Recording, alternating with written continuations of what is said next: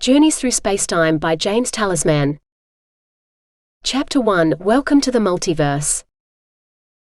Welcome to the Crotonian Empire. The morning air was cool and moist in their nostrils as they breathed while staring across the field towards the maniple of infantry troops assembled for the imminent battle. Each of these seasoned warriors had trained for this and numerous other battles since their early teen years. Adrenaline burst forth as they anticipated the upcoming call for yet another engagement, with foreigners trying to change their fundamental beliefs and take the lands that rightfully belong to them. These frontline soldiers were among the highest caliber to serve the Crotonian Empire, and Cassius was proud to be one of them. He had spent most of the preceding night sharpening his blades and preparing his gear. The scutum felt good in his hand along with the weapons strapped to his sash. As Cassius steadied his mind for battle, the cornu sounded off. The Crotonian army's front guard began their march down the hill and across the field to engage the opposing forces. The distance between the two advancing forces closed as battle cries welled up from both sides. As was the case for countless other battles, the most elite warriors from both fighting forces would engage first. A decisive conquest of the enemy at the start of battle resulted in a psychological victory for the successors, and almost always guaranteed triumph in the end. Many yards of distance were reduced to a few feet, as the elite forces began to battle each other. Swords swung towards their opponent, as the sound of weapons pounding into shields began to ring out across the battlefield. Cries of agony reverberated as razor-sharp metal tore into flesh. While many well-planned strategies were in play during this confrontation, it seemed almost like chaos when viewed from afar. The killing between these adversaries did not feel right for some reason, and the dichotomy between war and peace revealed itself during the most intense moments of battle. Cassius struggled with these very thoughts even as he swung his blade at the approaching enemy soldier. Thoughts such as, "Why am I trying to kill another soul, and what true purpose does all this fighting serve?" filled Cassius' mind as he executed the killing moves and counter blows that years of training had made automatic. "I must let go of these thoughts and concentrate on the task at hand," thought Cassius, as he countered yet another mighty blow with his scutum and swung his deadly blade down onto the shoulder of his opponent. Blood from the wounded soldier flew into Cassius' face and eyes as the severed artery shot blood out in all directions. Temporarily blinded by the warm blood, he instinctively moved his shield into a position to protect his head and upper body. Violently shaking his head to remove the blood from his eyes, he swung his body and sword around 180 degrees to strike a blow at the enemy soldier who flanked him. The move caught the foreigner by surprise as Cassius' swinging blade removed the enemy soldier's head from his body. The sight of the enemy soldier's head flying through the air gave Cassius slight pause. He quickly regained composure and once again began the next advance on the oncoming forces. As Cassius ran towards the enemy, a paralyzing ring echoed in his head, while an all-encompassing dizziness took over and made him drop to the ground. For a moment the frantic sound of battle left Cassius' head as blackness and silence took over. Now in the void of his inner mind Cassius saw a bright light and heard a voice say, "I am sorry, but I must leave you for a while. Please do not forget what you have learned. You will survive this." Cassius opened his eyes to find his friend and fellow combatant standing above him with his hand stretched out to help him off the ground. Brutus yelled, "Rise quickly, my friend, there is still a battle to finish." With the helping hand, Cassius quickly got back to his feet. The sound and sight of battle once again filled his senses. Teaming up, Cassius and Brutus made a swath through the advancing soldiers, leaving a bloody trail of dead and wounded bodies in their wake. The superb fighting skills of the Crotonian army's front guard was helping secure victory over these foreigners. Seeing the devastation of their elite soldiers lying about the battlefield, the rear-line Thespon soldiers began to instinctively move back. A barrage of arrows coming from the Crotonian army's archers descended upon the retreating soldiers, like a torrential downpour of rain. Razor-sharp blades from these airborne weapons ripped through the troops as screams of agony rang out and bodies dropped to the ground. Soon after, the second round of devastation riddled the second line of defense with lethal arrow penetrations. The sound of retreat was given by the Thespon command. The foreign troops began a full withdrawal back to the lands they had come from. After cheers of victory sounded from the Crotonian soldiers, the task of retrieving their wounded and dead began. "Thank you so much, brother, for saving me out there," a grateful Cassius spoke as he slapped his best friend on the back. "Who would I have to celebrate this victory with if I had not?" laughed Brutus as he walked away to help with the cleanup. Welcome to the Earthverse. The strike was solid and powerful as Matt's forearm and back fist hit the training pad held by his training partner, Dan. "Damn, you can hit hard, dude," Dan exclaimed as he grunted and moved backwards from the force of Matt's blow. A slight grin came over Matt's face as he prepared his next 180-degree back fist into the pad. At 5 feet 11 inches and a solid 180 pounds, Matt was indeed an opposing figure, but his strength seemed almost unnatural at times.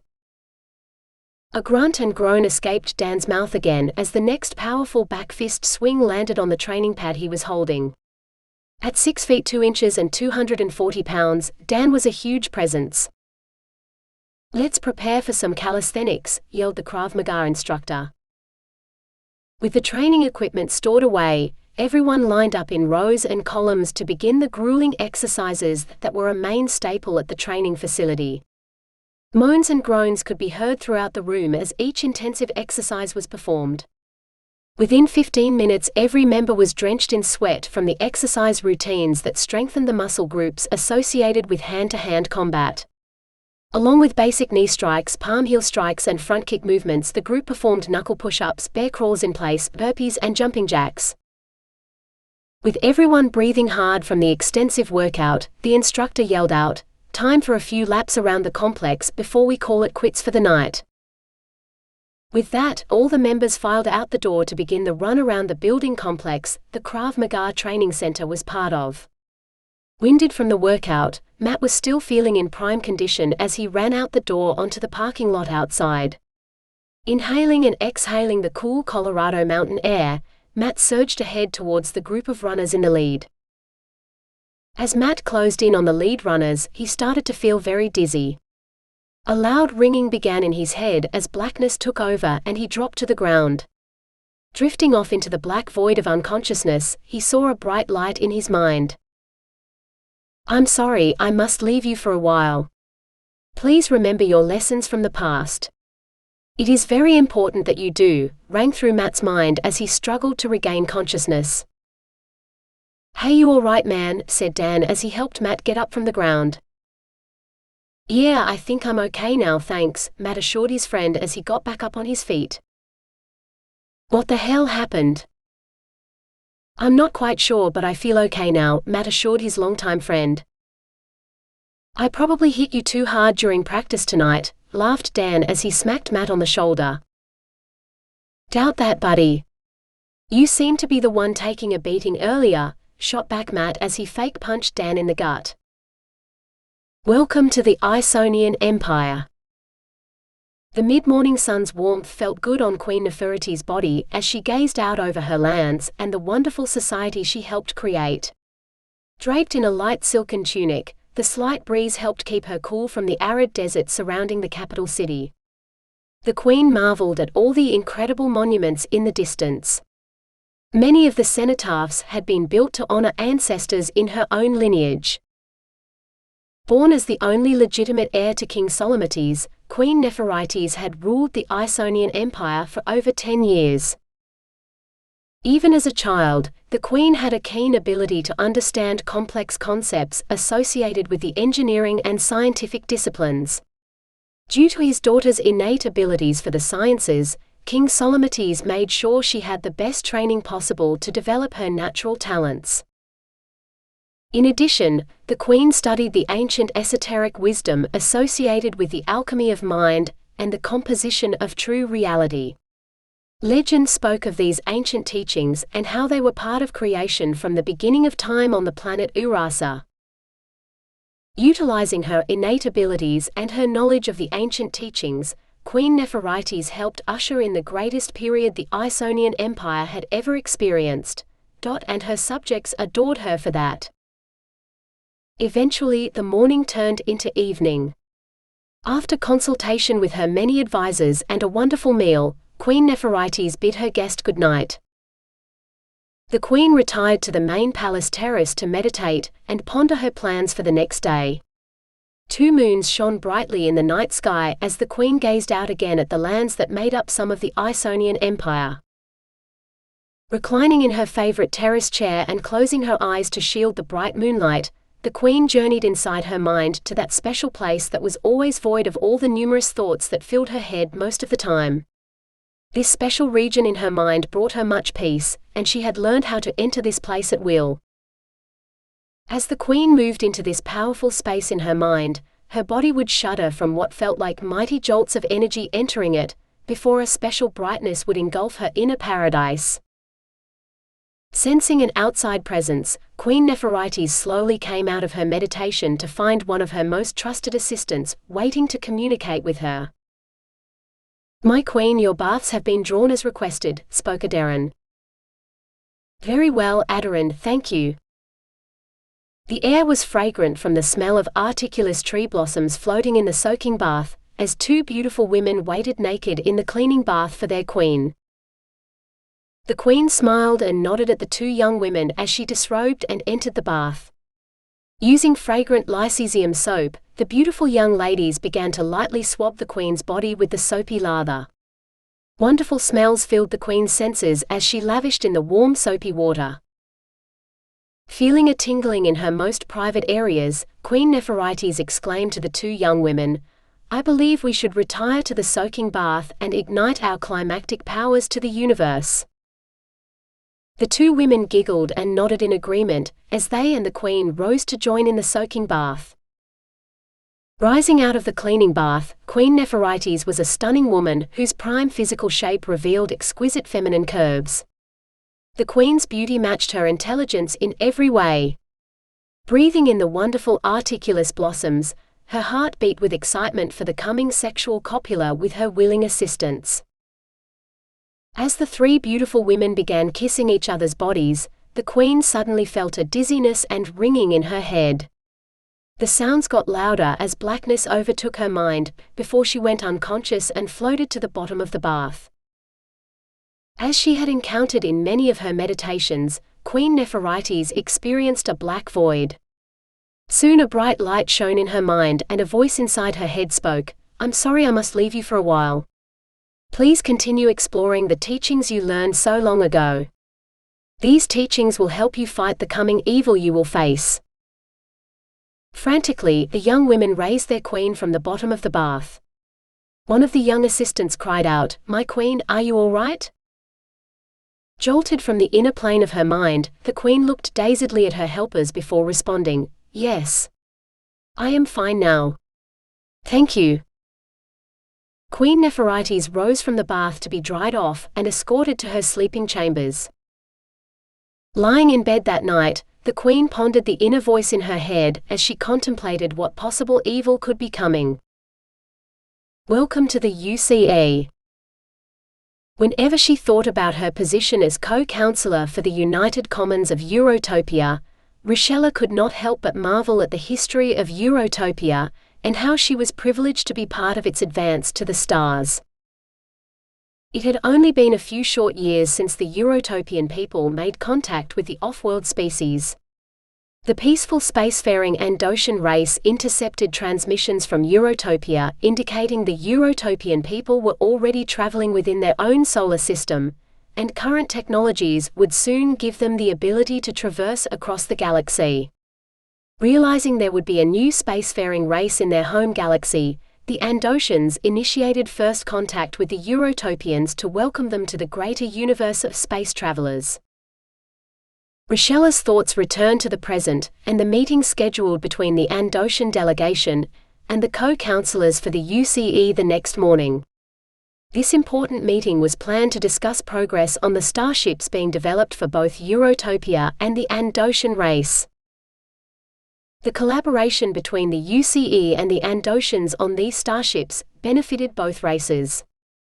Eurotopia and its surrounding solar system was rich with the vital material needed for the ship's hull, and power for the FTL drive.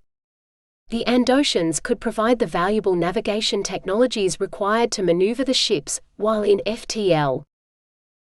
While Rochella was hopeful the meeting would go well, she was concerned there might be some resistance concerning some aspects of the starship builds. "Adding weapon technologies to these starships is a huge concern for me," exclaimed co-counsellor Marduk. "And I feel this goes directly against the mandates our council has upheld from the very beginning of its inception." "I understand your concern, Councillor. Our experience has shown us that there are races out there who are not as benign as our races are," interjected Tolis from the Andosian delegation. "Our shielding technologies have withstood direct solar burst from close orbits to our Sun. I'm sure they could withstand weapons fire from any aggressive race we might encounter," added co-counsellor Larden. "I'm not interested in starting conflicts with any race we may encounter, but having some kind of defensive weapons seems prudent to me," said Rochella as she looked towards her fellow councillors. As a former engineer and current technology liaison for the UCE Council, Rochella had already been pre-warned that the topic of weaponizing the starships would be brought up. After mulling over the pros and cons for weapons integration on the vessels, Rochella was convinced that having weapon capabilities in conjunction with the Eurotopian shielding technologies would be the best course to take. Even though she was siding with the Andosian delegation on this matter, it was still a difficult decision for Rochella to make. Eurotopia had advanced very quickly due to its unique social structure that had been developed since the early days of its civilization. Like everyone else, Rochella did not want to damage this social construct in any way. The history of Eurotopia was indeed extraordinary when compared with other races in the galaxy or the universe for that matter. Within a relatively short span of approximately 5,000 years, the people of Eurotopia had gone from hunter-gatherers to the advanced civilization they were now. Ancient wisdom from unknown alien sources had been presented to the warring tribes during the hunter-gather period of the Eurotopian people. Due to the profound nature of the source and the wisdom they received, the leadership for each tribe decided to fully embrace the teachings and incorporate them into their respective cultures. One of the main tenets of these ancient teachings was the concept that everyone was connected to the same source, and true power and knowledge came from embracing that connectiveness. Instead of continuing to fight against each other for land and resources, all the tribes on Eurotopia decided to work with each other for the good of everyone. Formal training on these teachings began. Soon, most of Eurotopia's growing population had a fundamental understanding of the powerful concepts surrounding this ancient wisdom. Through the combined efforts of the Eurotopian people, and a strict adherence to the extraordinary information they were taught, the planet's inhabitants started to make incredible advances in all the sciences. After a lengthy discussion, the UCE Council and Andosian delegation unanimously agreed to incorporate weapons technologies into the starships they were jointly developing. "Let's meet tonight to celebrate our continued partnership on these space vessels and the wonderful relationship that has developed between our races," Tolis suggested to the rest of the members in the meeting. The UCE Council members nodded in agreement. After some meditation time and a change of clothes, Rochella and her husband Cicero summoned a sky transport to the restaurant where everyone had agreed to meet. The Parataria Lounge was a first-class restaurant on the 40th floor with a breathtaking view of the capital city. Walking into the elegant restaurant, Rochella spotted Tolis and waved. As Rochella and Cicero walked up to the table, Tolis got up from his chair. "Welcome, Rochella, so glad you and your guest could join us all tonight," exclaimed Tolis as he gestured to the other guests at a large table reserved for them all. "My pleasure, Tolis. Please meet my husband Cicero." After pointing towards her husband, Rochella greeted Tolis with the customary Andosian bow and handshake. Dinner conversation was light and entertaining as everyone talked with each other. Richella took a moment to look out the large window at the lit-up city below. Suddenly, there was a loud ringing in her head, as Richella began to feel very dizzy. She faintly heard the words, "Are you all right, dear?" from Cicero as blackness began to overcome her. From the black void in her head, Richella could see a bright light before hearing the words, "So sorry I must leave you for a while. Eurotopia has been a spectacular experiment. Please ensure Eurotopia continues on her wonderful journey." Feeling her body being lightly shaken, Richella started to become conscious again. "Honey. Thank the universe you are awake," exclaimed Cicero as he worked to help his wife up from the floor. Shaken, he looked around the table towards the other guest. "Can someone please call a doctor for my wife?" "I'm feeling okay now. I don't think a doctor will be needed," Richella assured her husband and the other guest as she got back up and sat down. Welcome to Desito Prefecture. Near the top of Thaisan Peak, Hirosho looked out over the lush valley below and marveled at its beauty. Hirosho loved to come up to this place to think and meditate. This special place was a wonderful getaway from the grueling training he endured as one of Shogun Laishido's elite soldiers. Whenever opportunity presented, Hirosho would make the climb up towards the highest peak in the Desito Prefecture. While most of his fellow warriors preferred to bathe in the natural hot springs and drink rice wine close to the training camp, Hirosho chose the solitude of the mountains instead. As he continued to look out at the valley below, Hirosho reflected on how he had arrived where he was presently. It had been 20 years since Hirosho was born, the only child of one of Desito Prefecture's greatest swordsmiths.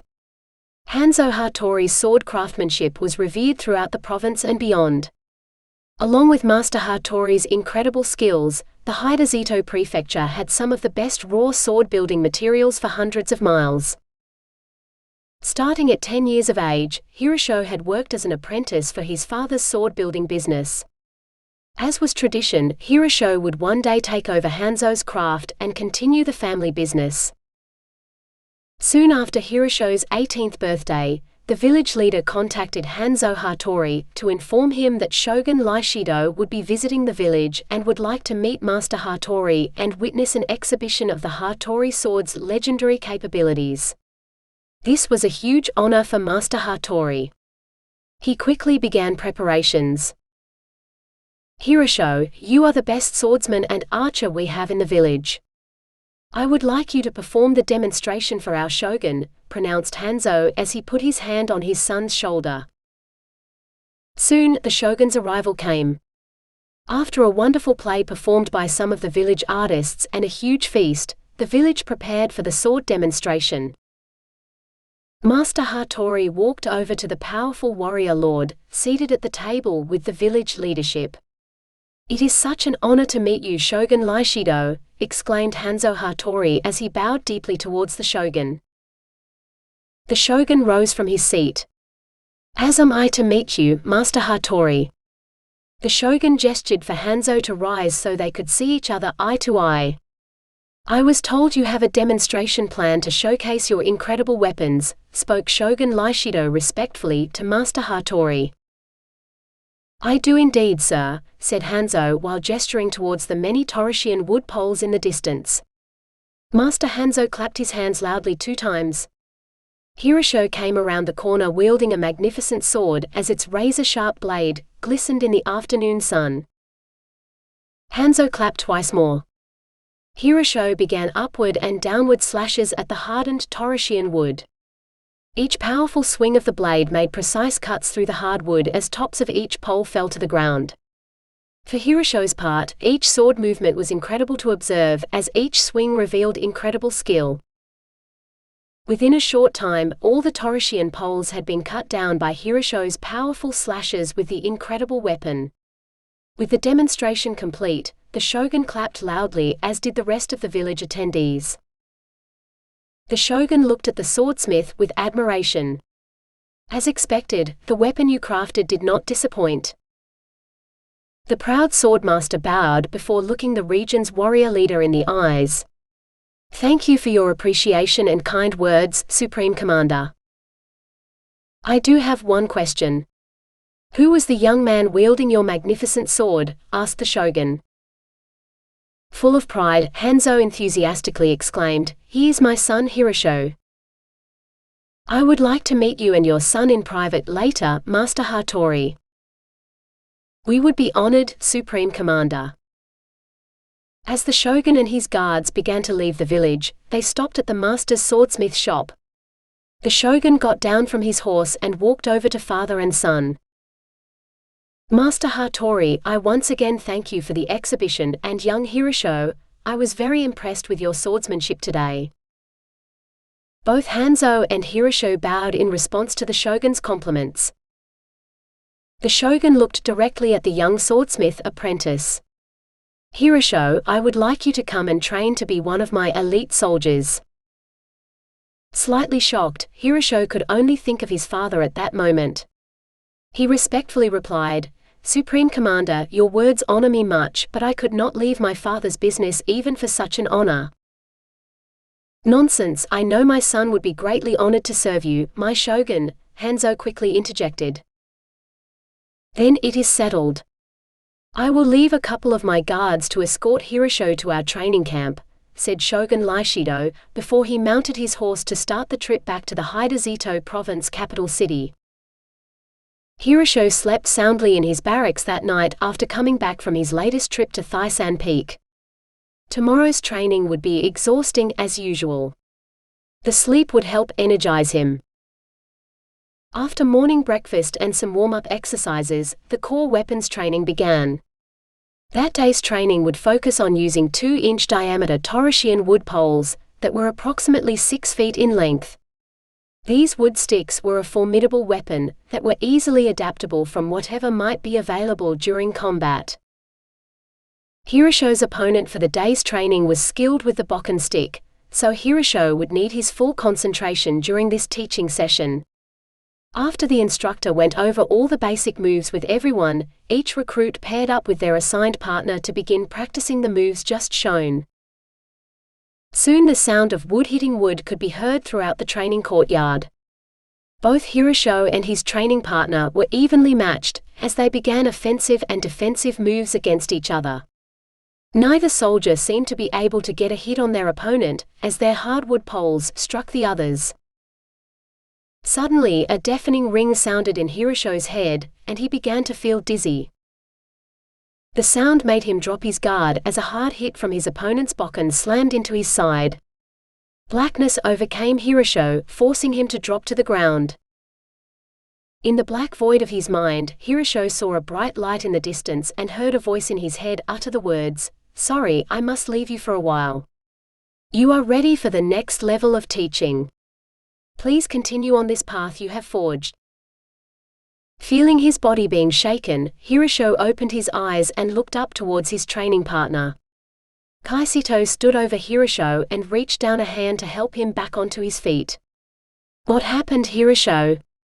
You started to black out even before the stick struck you." "I'm not exactly sure what happened, but thank you for not bashing my head in with your weapon," Hirosho joked to his training partner and friend. Welcome to Ellipsan.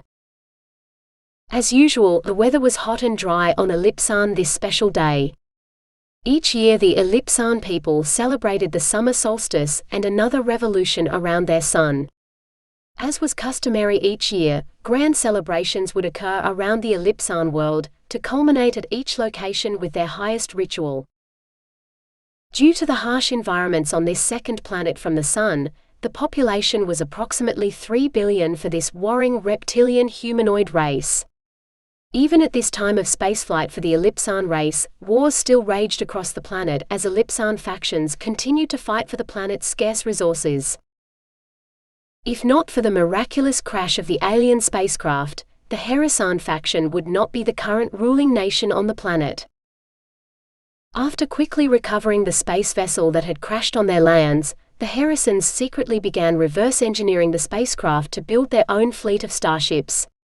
Approximately 100 years after the first discovery of the alien spaceship, the Herasan faction had recently begun space travel in their galaxy. "Happy summer solstice," Lizan exclaimed to his co-worker as they both walked towards the soaking caves in the heart of the Herasan capital city of Rhinon. "Same to you, Lizan," replied Tyson as they continued their walk to the caves. As was customary most workdays, the two young men tried to relax from work stress by taking a midday soak in the cooling waters found inside the soaking caves. This simple act helped the two young scientists relax and think as they immersed themselves in the pools that were shielded from the intense midday sun. As members of the more elite Richen class, the two were able to take advantage of the caves whenever they wanted. "This water feels especially refreshing today, wouldn't you agree, Tyson?" Lizan asked. "I do indeed," said Tyson as his mind came back from deep thought. He had been thinking about the summer solstice ritual that would be occurring later that evening. The hecatomb ritual was a sacred act that the Ellipsan people performed at the end of summer solstice for over a millennium. Is the hecatomb ritual relevant in today's world? Is it even right? Tyson had thought to himself. The truth was, he had been pondering many things these days. These immersions in the cooling pools helped him to relax and meditate on many subjects. "Have you ever really thought about the hecatomb ritual?" Tyson asked his co-worker. "Not really that much. I just know that it is important for Ellipsan and her people," replied Lizan. "I suppose you are right," murmured Tyson. Just as Tyson finished this last sentence, a loud ringing began in his head as dizziness overcame him. Soon everything started to go blank as he descended into the black void of his mind. A bright light shone in the distance and a voice in his head exclaimed, "Sorry, I must leave you for a while. Your progress has been a pleasure to observe. Please continue on this path you have chosen." As Tyson struggled to understand the words just spoken in his mind, Lizan frantically tried to raise his head out of the water. "Are you all right? You could have drowned," said a confused Lizan. "I'm okay now, thank you. I must have dozed off," Tyson assured his co-worker. "I think we have soaked long enough today," said Lizan. "I agree, and thanks again," Tyson said as he began to get up out of the pool.